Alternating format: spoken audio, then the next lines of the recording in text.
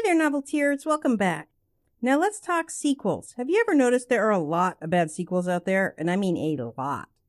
And the fact of the matter is, I have a sequel sitting on my hard drive right now for a book I've already published years ago. And despite the fact that I've already gotten this book edited, proofread, and bought it a cover, I've decided to not publish it. Why? It'll ruin the first book. Some sequels do that. So what makes a sequel ruin the book or story that came before it? And is it inevitable that that will happen? No, it's not inevitable, and it doesn't have to ruin the first story. In this video, I'm going to show you the 10 mistakes that cause sequels to ruin their stories. And when you're writing, remember that sequel or not, you have to stick to the same writing structure. If you need a little help writing your book, you can download my free guide at the link below. I'm going to start off by saying that I have a lot of respect for Tim Burton, who, with the exception of Batman, which isn't his original property, has never actually made a sequel to any of his movies. His stories are perfect standalones that rise or fall on their own merits. He has a distinct style and certain elements that are present in every story, but his movies are not sequels to each other despite what the internet fanfiction says. Which is why I'm really hoping Beetlejuice 2 doesn't get made. That's totally going to ruin it. Oh, and obviously there are going to be spoilers for the movies, but I'm guessing you knew that. So mistake number 1 is changing genres. Now I admit I'm a huge Jurassic Park fan. Part of that is because I never actually grew out of my obsession with dinosaur phases that we all go through as kids. And I watch PBS Eons for fun. Still do. But have you ever noticed none of the Jurassic Park movies live up to the first one? There's a reason for that. It's because every movie after the first one switched genres. The original Jurassic Park movie was a disaster movie. The disaster in question just happened to be dinosaurs instead of a more natural disaster like a flood or an earthquake. A disaster movie story focuses on people more so than monsters and can even evoke a sense of wonder, which the first movie did. It also focuses more on escape than defeating the big bad monster because you can't defeat a disaster, you can only survive it. Every movie after that has been a cross between an action movie and a creature feature where the monsters go around eating as many people as possible and the heroes actually do try to stop them instead of just escaping from them. There's no real focus on the characters, no real attempt to escape, only defeat. Much like a slasher movie, you're only watching to see monsters kill as many people as possible. And while it's true these movies have been lucrative, they also haven't been good. And I know that you want to do more than just sell books. You want to leave a legacy where people talk about how great your books are for centuries to come. Avoiding switching genres can help make that happen. No one's going to think that the Jurassic Park sequels are good 100 years from now because the technology will be outdated and the story is just not there. But they'll always think the first one is good. Mistake number 2, throwing out the rules that your first story made clear. And to use this one, we're going to use Ralph Breaks the Internet. I'm conflicted on this movie. It was everything the Emoji Movie was trying to be and failed at. As a standalone movie, I actually find it cute and clever in spots. But as a sequel, it's an abomination. And here's why. It not only made the first movie worthless, it broke every rule the first movie set up. The number 1 rule in the Wreck-It Ralph universe is no game jumping. Turbo game jumped in the first movie, and that made him the villain. Ralph game jumped in the first movie, and Felix was worried about their game getting turned off because of his absence. At the end of the first movie, Vanellope had taken her rightful place as a major player and princess of the game. She was even on the outside of the console, for Pete's sake. Yet, in the second movie, her abandoning her game and jumping into another was not only encouraged, but celebrated as the right thing to do. Yes, they tried to downplay it by making her a background character and not one you could actually play, but even in the Wreck-It Ralph universe, that's going to lead to problems. 1, Vanellope's game now doesn't have her in it any longer, and that game is going to likely be unplugged. 2, she's undoubtedly trademarked since she's on the graphics for the game on the outside. So either the trademark owners will sue Slaughter Race for stealing their character, or in an effort to avoid that, the game will either be unplugged or reset to factory settings, which is going to wipe her out either way. This is a horrible outcome for a world that set up the rules so well in the first one. Shame on Disney for this. Mistake number 3, resetting the status quo. This can be done by resetting the hero or the events of the first story itself. There's nothing worse than making everything the hero went through not matter. And while Star Wars actually suffers from this a little, no matter how often the good guys win, fascism keeps rising up, that's not egregious. I mean, that actually happens in real life. The more things change, the more they stay the same. So that's not what I'm talking about here. I'm talking about stories that made the first story worthless. Sarah Connor in the Terminator franchise was always considered the mother of the Resistance for 4 whole movies. Not to mention she was one of the first few women badasses in movies at that time. For 4 installments, we watched her grow, watched her learn. We watched her turn from a damsel in distress into a hardened warrior who was worthy to be the mother of the Resistance. Someone who was capable of raising John Connor to be the leader he was meant to be. In Terminator Genisys, that all changed. She was back to being the damsel in distress, not to give the audience the fun of watching her grow again, but in order to significantly change her character and downplay her involvement in order to make the men in the story look more badass. Now, forgetting about the obvious misogyny at play here, this also made the first 4 movies not worth seeing, since now you're not dealing with her character at all. You're dealing with an alternate timeline that has nothing to do with the first 4 movies. That's the opposite of how a sequel or a franchise should work. A good sequel has each story building on the last story. It doesn't just throw everything out and start over. That's a reboot, which brings me to mistake number 4. Thinking a reboot is the same as a sequel. Sometimes stories go completely off the rails and thinks that a reboot is the same as a sequel. It's not. Ghostbusters 2016 is a really great example of this. Forgetting the fact that they gender swapped all the roles for no other reason than because they felt like it, it didn't hold up as any kind of valuable addition to the Ghostbusters franchise at all. For starters, the original Ghostbusters films had a unique blend of science fiction, comedy, and supernatural elements that captured the imagination of audiences. However, this version failed to recreate that same magic and spirit. It lacked the nostalgic charm, tone, and overall execution that made the original film so beloved. Another issue that affected the story was the weakness of humor. In the original movies, the humor, which was a crucial aspect of the franchise, relied on character development, wittiness, and innuendo. However, this one relied heavily on slapstick and crude jokes, most often at the expense of well-crafted wit and comedic timing, which is what the first 2 stories were famous for. The lack of 3-dimensional characters, male or female, was also an issue. Ray, Egon, Winston, and Peter felt like actual 3-dimensional characters. They felt like real people. None of the women in the 2016 movie felt like anything other than a 2-dimensional stereotype, because that's what they were. But of course, the main issue with this reboot was that it basically ignored the continuity established in the 1980s Ghostbusters versions. Instead, it offered a new universe where the events of the original films did not occur, which erased the established characters and their accomplishments, making the first 2 films worthless, which we've already discussed is the wrong thing to do if you want to keep your audience happy. Personally, I have a theory as to why this movie flopped, and while it has everything to do with the above, it really doesn't. You'll notice it has nothing in common with the original movie at all, and that's why it flopped. My theory, which I have no way of proving, is that it was never meant to be part of the Ghostbusters franchise and that it was always intended to be a standalone movie. But for some reason they didn't want it to be a standalone movie, so they kind of shoehorned it in there because they thought it would fit.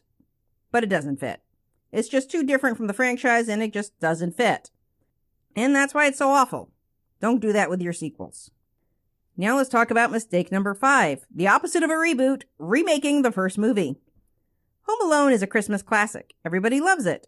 You know what's not well loved? Home Alone 2, Lost in New York. Sure, people might watch that for the nostalgia factor, but it's not as good as the first one, and here's why. It's the same movie, set in a different location. Kevin learned nothing from the first movie except how to set better traps and become sneakier. His family learned nothing from the first movie, and after leaving one of their kids behind for several days, you would think they would have extra precautions in place for not letting that happen again. But nope, they left him behind again, and they even left the same kid behind again. If you've seen the first movie, then you've seen this movie, and that's exactly the problem. There's nothing new or different about it. There's no reason to watch it over the first one when you could just watch the first one again. And that's a problem that a lot of sequels have. In an effort to reclaim their lightning in a bottle, they tell the exact same story again. Same characters, same plot, no growth at all. There's no reason for your audience to be interested in that kind of story. It has no real payoff, nothing surprising, and very little funny about it, since funny often relies on subverting expectations and your reader has already seen these jokes in the first movie. For a sequel to be considered good, it has to rise above what the first movie was to be even better. Now let's look at a much better example of building on a series. Let's look at The Legend of Korra from Avatar: The Last Airbender. True, it's not as good as the original. But as a sequel, it's not bad either. It followed the same concept of an avatar that needs to learn something, but the thing they needed to learn was entirely different. Aang was a peacekeeper in a world that needed a fighter. For the sequel, they flipped that on its head, making Korra a fighter in a world that really needed a peacekeeper. That's how you do a sequel correctly. And while I'm going to ignore the plot issues it has, because that's a part of good storytelling that they didn't pay attention to, but that's not the sequel's fault, as a sequel concept, it was spot on. It just needed to be executed a little better.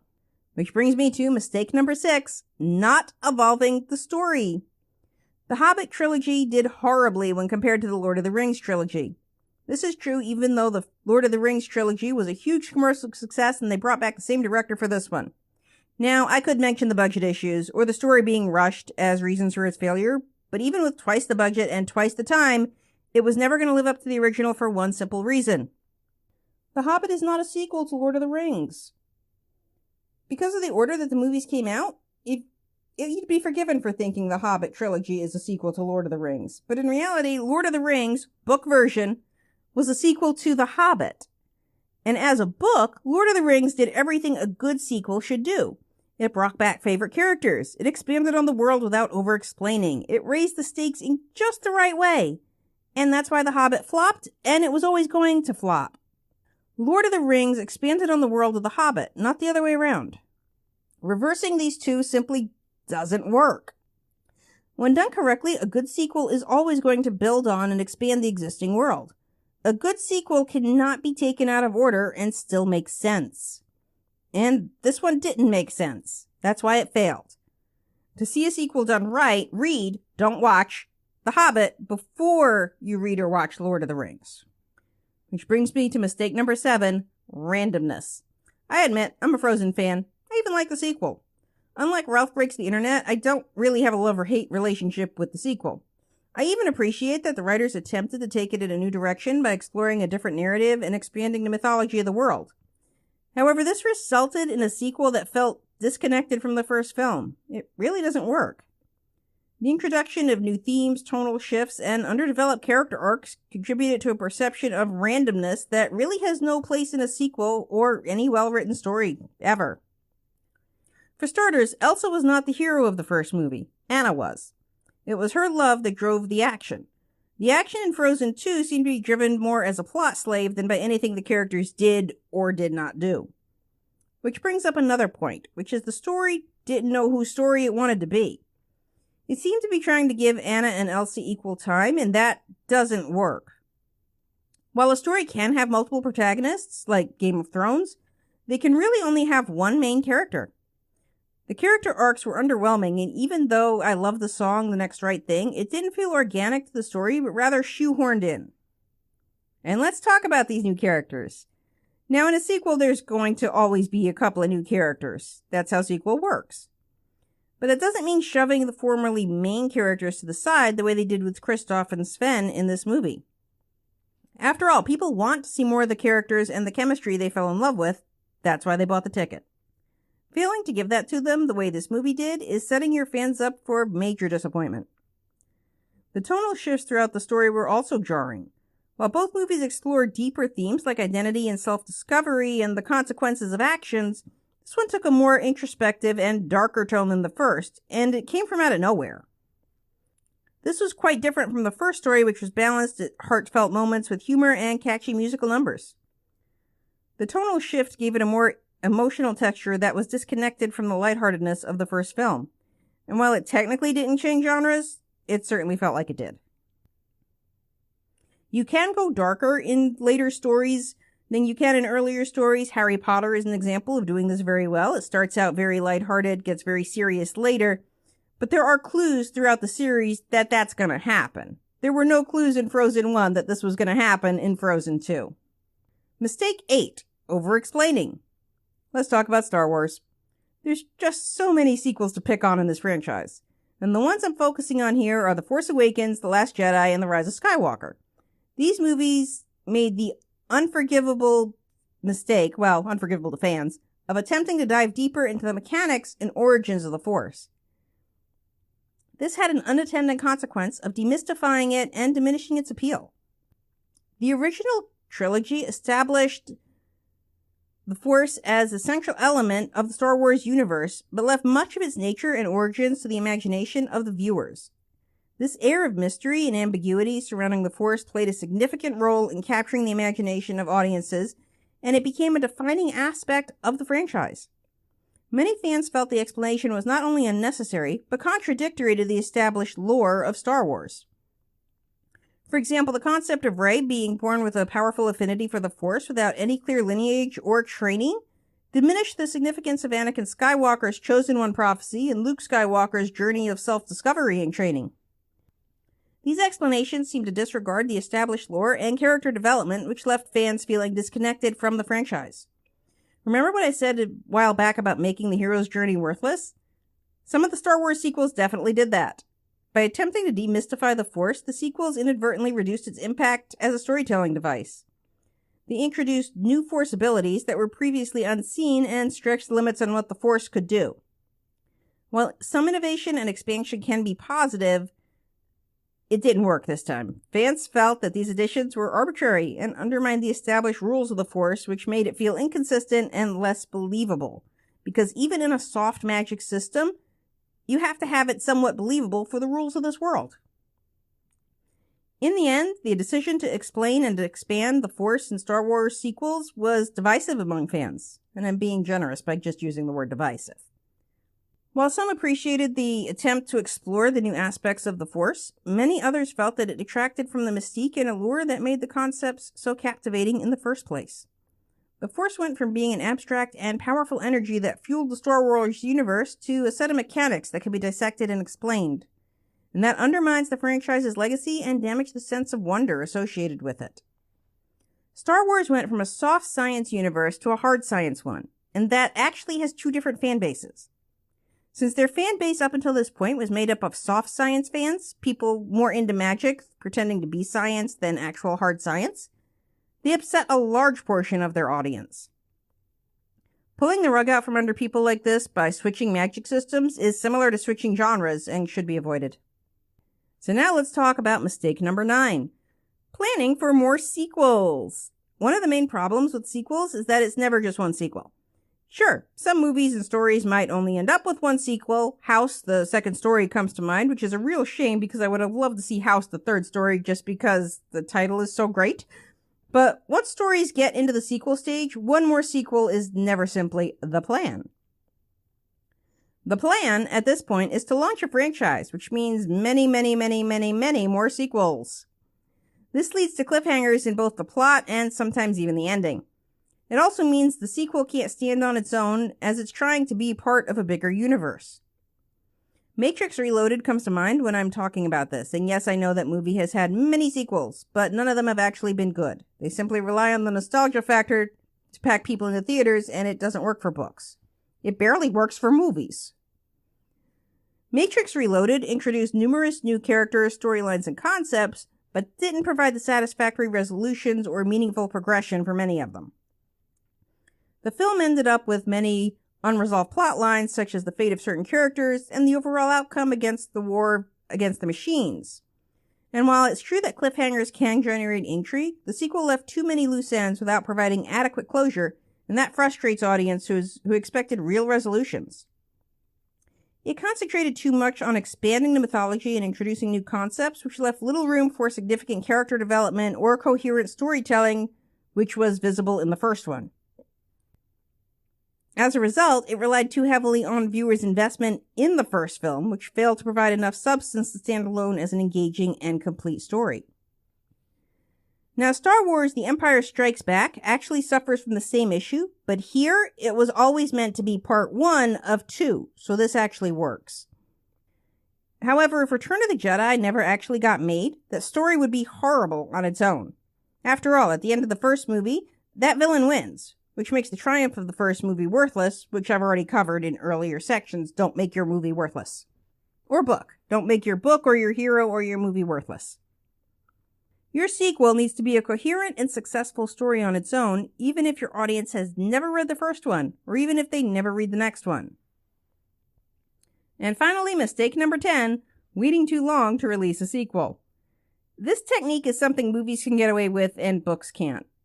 Okay, who am I kidding? Movies barely get away with it too. They're thinking of making a sequel to Beetlejuice now, over 30 years after the original. And if they do, it's not going to work. And there's several reasons for that. One, even if you get Tim Burton to direct it again, which is unlikely because remember how I said Batman was the only sequel he's ever done? He's not the same person or director now that he was back then. So it's doubtful he'll ever recapture the full flavor of the original. 2, back when Beetlejuice first came out, it was new. It was different. No one had ever seen anything like it before. And today, that's simply not true. Beetlejuice has been an animated TV series, a comic, fan fiction, merchandise. It's been knocked off. It's been parodied. It's even been a Broadway show. It's been parodied and copied and merchandised for well over 30 years at this point. So everything that made it new and different is simply not new and different anymore. So the sequel will never be able to captivate the audiences and leave a lasting mark on the culture the way the first one did. And books are even worse at recapturing their original magic because while movies can rely on expensive special effects, books can only rely on the power of their words and their reader's imagination. And that doesn't change much from one generation to the next. For another TV example, let's look at Just Like That, the sequel to Sex and the City. When the original first came out, it was empowering because there was nothing else like it on the air. But we as a society have evolved from that time period and its attitudes. So now not only is it not empowering, it actually feels uncomfortable and rather disempowering. If you're going to do a sequel to your story, which I don't recommend because most sequels aren't very good and stories meant to span several installments like Harry Potter or Lord of the Rings are not sequels, they're ologies, you need to release it fast enough that its core concepts haven't soaked into the culture yet while still staying true to the original story and the magic of it. There's lots of ways a sequel can go wrong and only a couple of ways a sequel can go right. Sequels are not the same as ologies. So if you want to make a story done in multiple installments, it's best to plan that out in advance and not just make sequel after sequel for your book because you feel like it.